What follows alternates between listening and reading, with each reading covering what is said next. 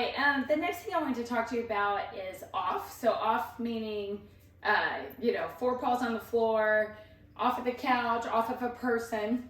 So some things to think about with that is if Chandler jumps up on you, do not pet him, do not push him down. The best thing to do is simply turn away, okay?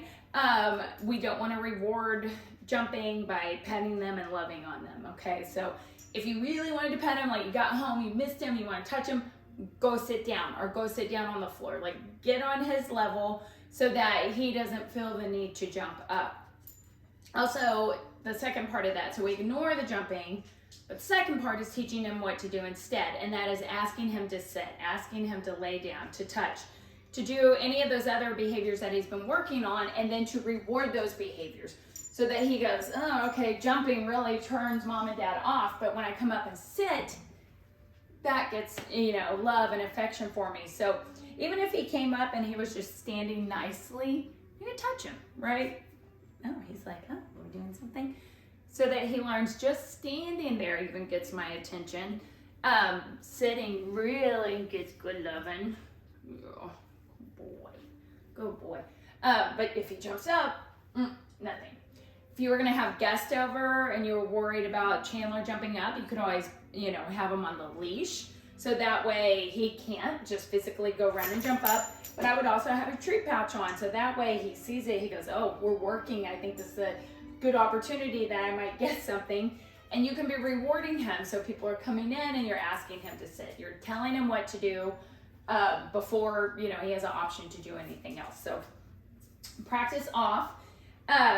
The other thing I would say is sometimes he's been a little rough, like I've pulled him for training, and I think he's just really excited, maybe a little overstimulated, and he would get rough with taking the treat. So we would practice easy, and I would either if he was being really rough, I'd put the whole piece of food in my hand, and if I felt any teeth, he didn't get it, and so when he would back off, I would let him have it.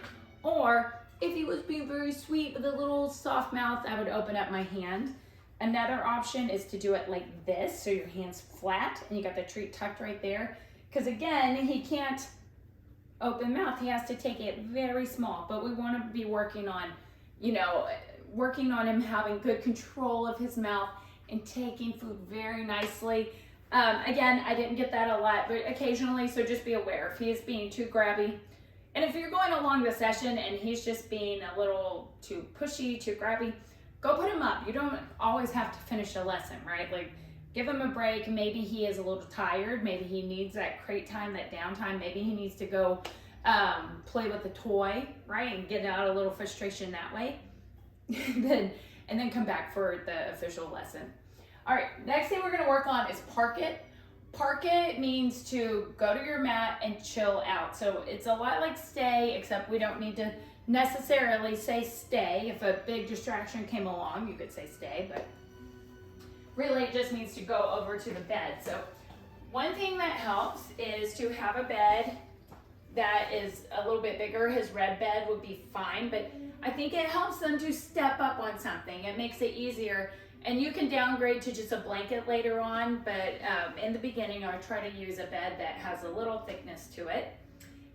If I normally have the bed over here and I go to pull my bed out, that really can help a dog cue in that we are doing training, that we're going to work on the park it. So move a bed, right? You can have it in different areas. Chandler. So I'm gonna throw our bed down here. So sometimes, say just putting the bed down, he goes, oh yes, we're doing the park it thing. Let me lay on here and be a good boy, which is great. So our hand cue though, when I send him over, in the beginning you can be a little over dramatic with it, but you can be like, park it. But you're gonna look at the bed, you're gonna point at the bed, your whole body can be like, to the bed, right? Later, that can get much smaller, right? It doesn't need to be so over dramatic, but if he's having a hard time, come closer to the bed, point and look at the bed, all those things will help. So I'm gonna call him off. So Chandler, touch, touch. Good boy. Chandler, park it. Nice. I want him to lay down, right? So not, if he just went and sat there, that wouldn't count. I would wait for him to actually lay all the way down. And another thing different than stay is I can throw the treats to the mat. Right, so he can get rewarded at a distance. It would be good to practice while you're watching TV, right? You send him to park it. Oh, did it roll off? Send him to park it, and then you could sit on the couch. Good boy. I like that he fixed himself, right? So, oh, terrible throw. Park it. As long as he gets back on the bed, right? If I'm misthrowing, he can get it. Or if it goes too far, I might say leave it and I go pick it up. But this one, we want to build up a lot of duration. We really want him to relax in this behavior. You could come pet him, right? More of a massage type petting. Slow. Relax. Good boy. Oh boy. Good. Yeah. So relaxing on our parquet.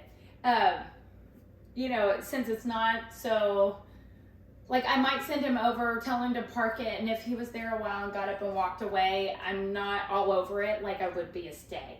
When we do stay, I do not want him to get up until I release him. If I had just told him park it and he went and hung out and I went and did something else, I would be okay if he eventually just kind of got up. I don't always need to have a hard release on the stay. I mean on the parquet, sorry. Okay. Okay, he's like, no, I got it. See, I'm releasing him now and he doesn't want to release. Yeah, this is so good. Okay, buddy. And you know what? If he wants to hang out there, he can hang out.